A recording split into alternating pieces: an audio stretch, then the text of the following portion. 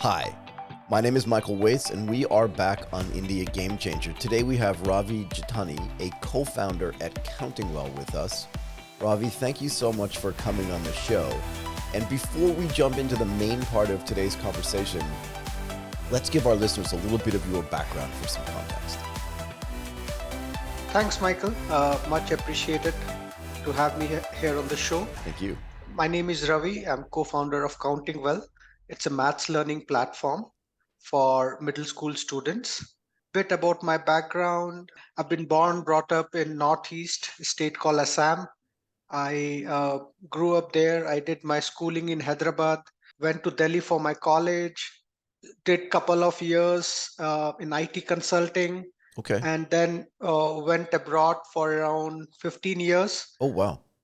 Worked in Nairobi, Dubai, in couple of private equity firms, mostly impact funds, which kind of shaped a lot of my thinking on how important it is to kind of give back to the society Yeah. from where you have taken a lot. And probably, a natural outcome of that has been counting well. Can I ask what it was like to live and work in Nairobi? Not a lot of people that I know have actually done that, and it's fascinating, particularly in the context of what's going on in that part of the world now, right? Yeah, I think, look, I mean, there's a lot of apprehensions about, going, living, working in Africa. Back in the day, when I decided to make a switch to move to Nairobi, a lot of my colleagues were moving to the US for similar kind of roles and positions, and they were like, "Hey, are you crazy?" And you're like, yes, I am, but that's why I'm going to be way more successful than you. It's the craziness that makes me successful. Go ahead. Yeah. So I said, look, the kind of exposure, and in my mind, it was the kind of exposure I'll get there is going to be tremendous. And Absolutely. it turned out to be true. And coming back to your question, living in Nairobi, I think surprisingly, Nairobi is a very, very cosmopolitan city. It has a very good mix of Asians, Europeans, the local Kenyans, and talking, interacting to them, you feel that they are so well aware, well educated. They articulate things so well, and an average Joe in the street, can have a conversation with you on topics which will amaze you. I mean, just a small incident, right? First time I land in Nairobi, it's early morning, 6 a.m. I take one of those taxis to take a ride to the hotel, Yeah. and the taxi driver, he's asking me, "Hey, you're from India?" I said, "Yeah." And his first question is, "What's the average GDP per capita in India?" And I'm like, that just woke me up, right? I mean, who expects such kind of conversation? But this is the point that I really want to make is that it doesn't matter where you go in the world, right? When you get right down to it and talk to the people that live in that country, in that city, in that town, they're just as interested in the rest of the world. They're just as informed as you are. And yeah, it does surprise us sometimes. But the more people that do what you do and go to the place that nobody else goes, the more you can bring back stories to people that weren't, and I'm putting it as quotes, in quotes, as crazy as you were, and let them know you missed out on an opportunity because you wanted to go to this very well developed, very well known place. I went to the place that nobody else goes. This is the road less taken, and that's the best way to live. Anyway, I interrupted you. No, fair point. I totally agree to that. I mean, probably, yeah. I mean, at that time, it sounded a bit crazy, but once you went there, lived there, made friends, I think it was amazing. I mean, it's that just that, if right now I'm in Bangalore, and if I look at probably in terms of weather, in terms of the vibe, Nairobi is as good as Bangalore. I mean, just probably infrastructure wise, a few years behind, but you know all said and done, given a chance, I would go back to Nairobi. Yeah, I mean, Africa rising. There's 1 point something billion people on the continent, 50 something countries.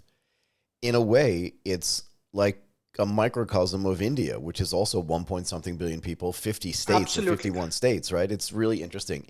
And in the same way, every Indian city is different from the one even 100 kilometers to 200 kilometers away from it. And in that sense, it kind of Absolutely. looks like Africa to a certain extent. Yeah. Absolutely. Absolutely.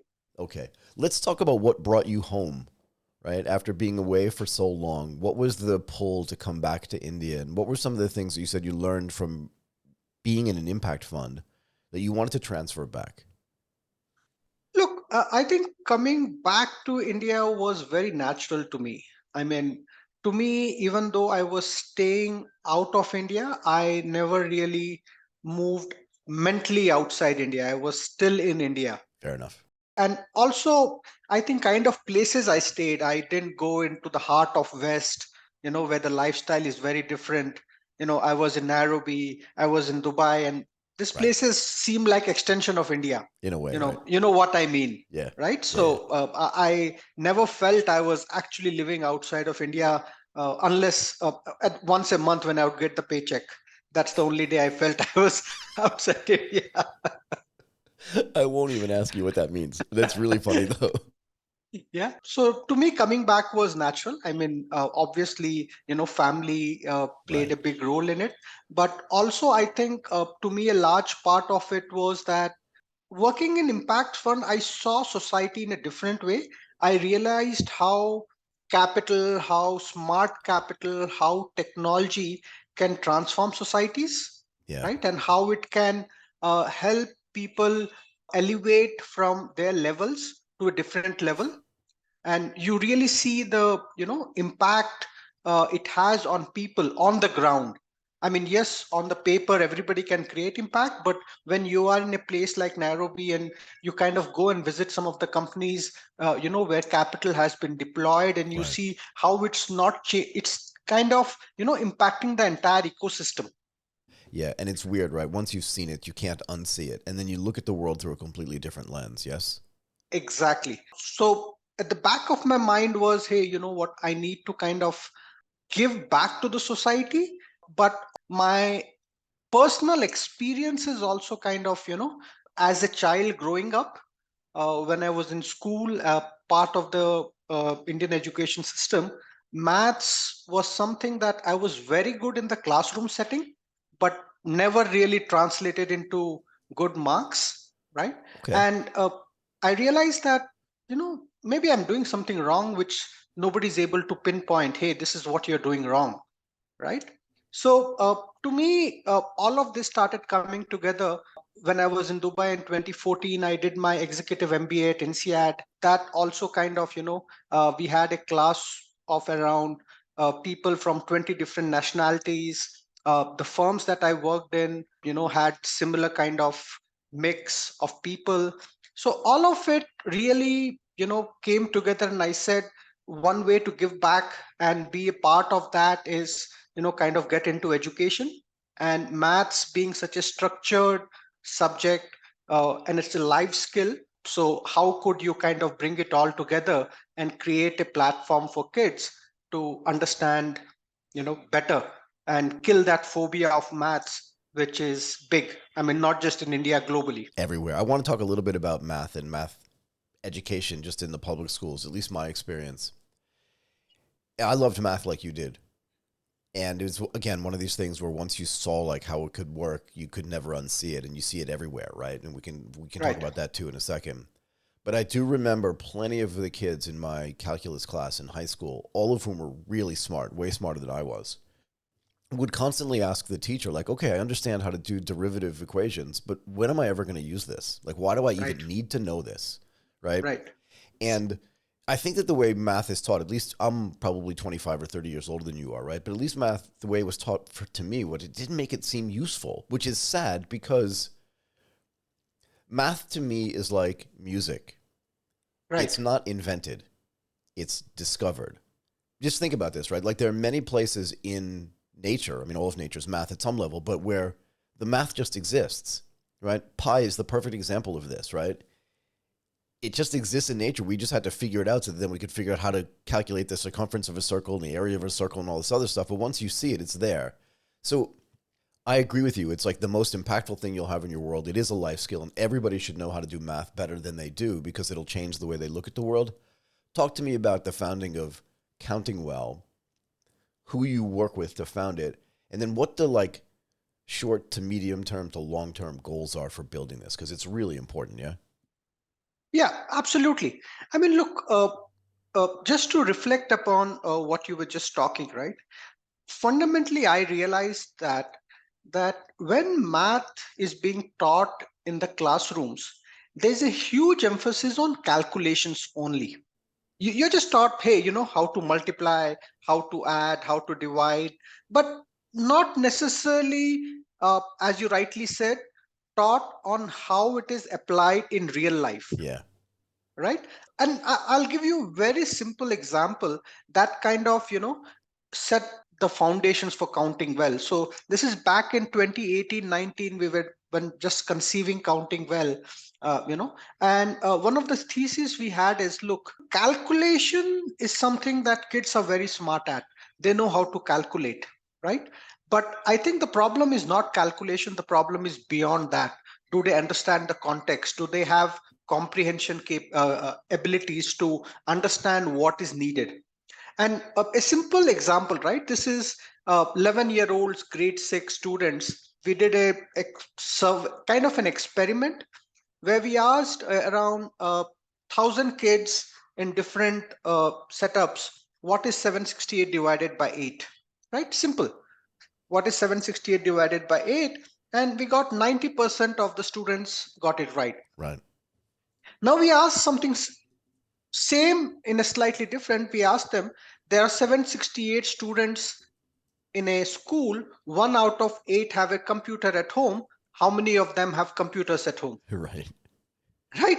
And suddenly the numbers fell drastically, right? 12, but yeah. Right. I mean, it's effectively the same calculation, Yeah. but they couldn't figure it, right? Because language is still a big barrier, which you might find it strange that how is language a barrier when it comes to maths, but that's how it is. That's the fact. Yeah. Right. So I think there are a lot of other factors that come into play, right? And so hence we took a kind of a skill based approach to learning maths, and I think we have kind of been successful. I mean, we're getting a lot of love from the parents, from the students, from the teachers, in the way we are approaching this problem. Can I tell you a funny story? Right. Please, please, please.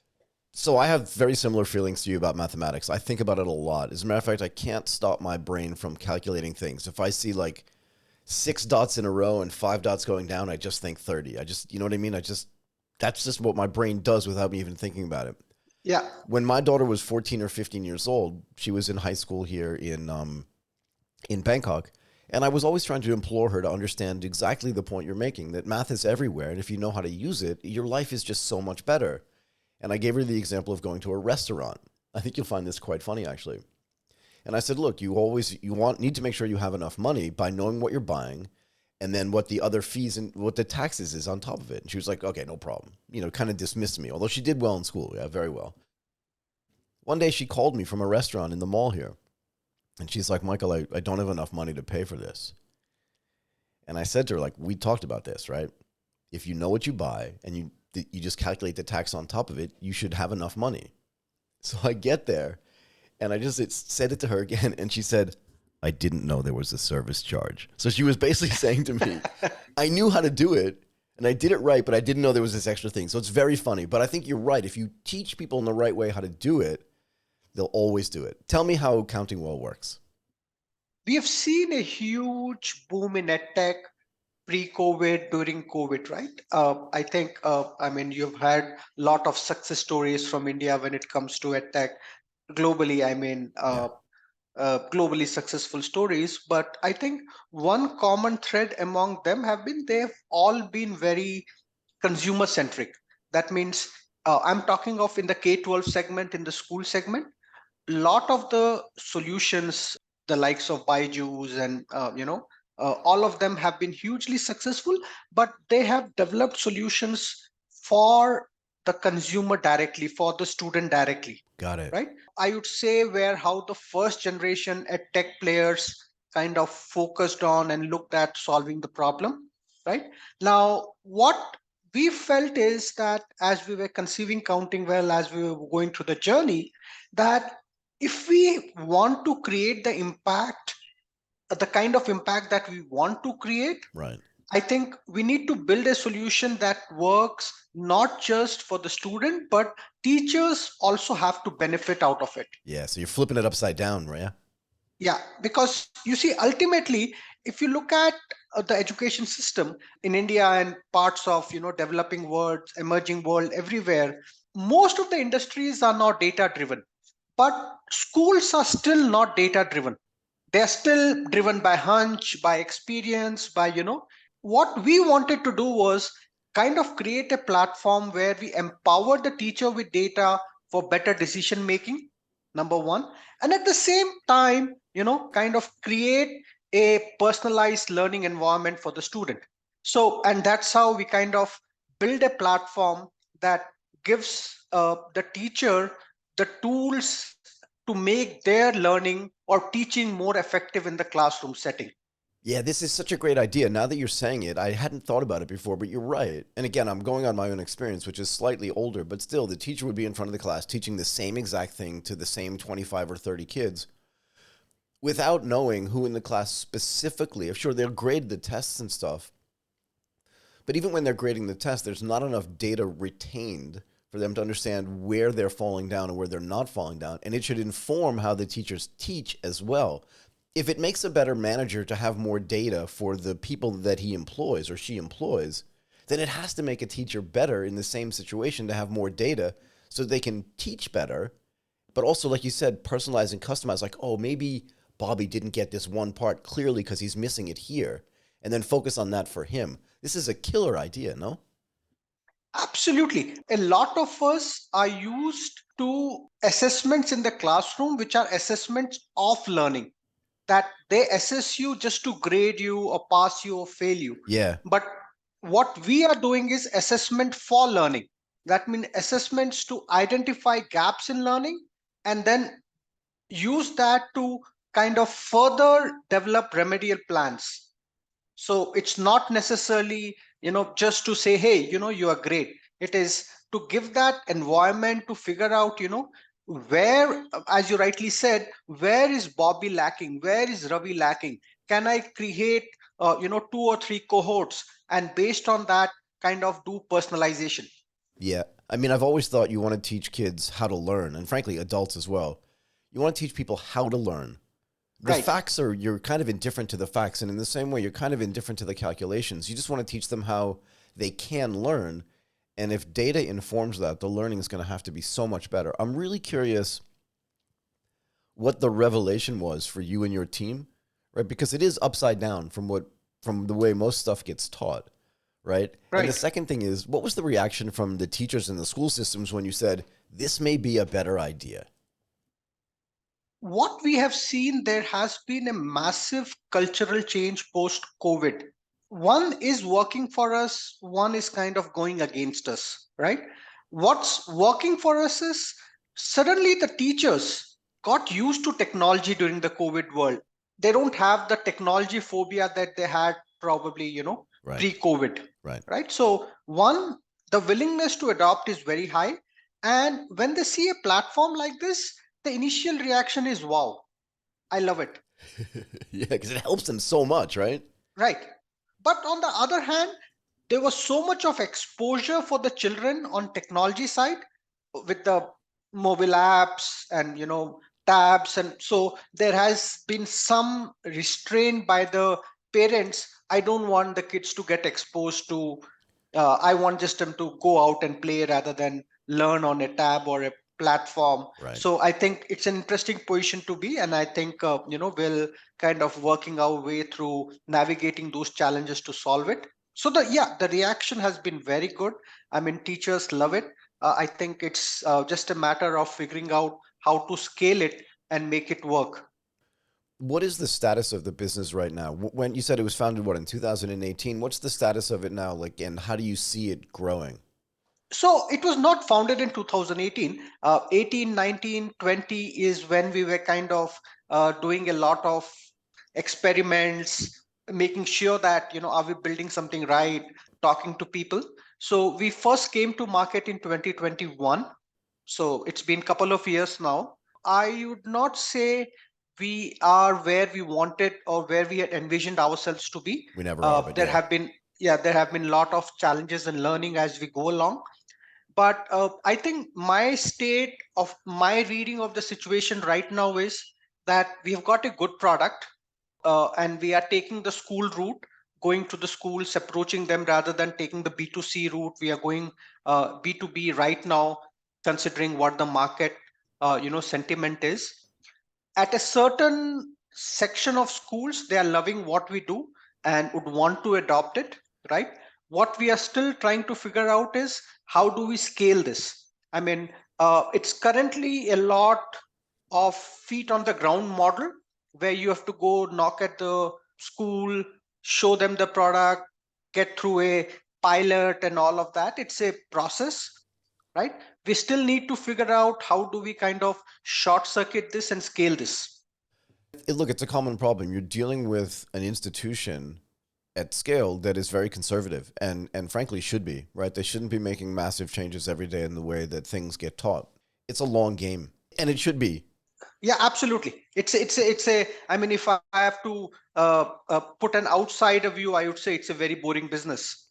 But I mean, it is and it isn't, right? I mean, think about it. If yeah, you weren't educated, you couldn't be doing any of the things you're doing today, right? So it needs to be just like foundationally conservative because you don't want sort of insanity to happen inside of schools. But on the other hand, you do want there to be progress because as the rest of society is progressing, it should try to keep up. It's just hard, right? So it's a long game, but it's a game definitely worth doing, I think. Yeah. absolutely. So, what is your day to day like when you're running your own company? I worked at big corporations for most of my life, and I'm running my own company now. I mean, it's growing nicely and everything's okay, right? But it's still a completely different lifestyle, right? Like, I was literally up at 5 o'clock this morning because I had a 7 o'clock call, and I'll be up until like 11 o'clock at night because I've got a call with London and New York. I'm curious what your day to day is like. Look, I think it's very different from the corporate life. Currently, my day to day is many ways, I kind of get to choose what I want to do and when, Yeah, right? But also a lot of time it's driven by, there's a lot of firefighting to be done for sure. all through the day, right? So typically, I'm an early riser. I go to bed early, I rise early. I have a 10-year-old son. Mornings times I like to spend some time with him, help him get ready, drop him to there's a school bus pickup. I Nice. drop him there, and then I like to play in the mornings. So either it's a badminton or squash. So 1 hour of that early in the morning, get that out of the way, light breakfast, and I usually start work between 9 and 9:30. How good is your squash game? I would say intermediate. Right? It's one of my favorite So, sports. I love playing squash. It's really great. Most people don't ever get exposed to squash, right? right. But once you start playing, it's addicting. It's like just one more game, okay? Kind of thing when you're in the Yes. box, yeah? Yes. Yeah. Yeah. And this is I picked up in Nairobi. So, uh, Fair enough. Fair enough. I love it. Are you teaching your son how to play? no, he is more into soccer right now, football and cricket. At some point, someone's going to have to explain cricket to me. We'll chat about it at some point. If not, that'll hijack this conversation. Yeah, it will. I saw one of the I let me just say that I worked in an office in Hong Kong for Goldman Sachs, and let's just say that two of the biggest cricket loving countries in the world were represented inside that office without saying who they were. Let's just say that the managing director in the office was from the smaller country, and that one of the mid-level guys was from the bigger country.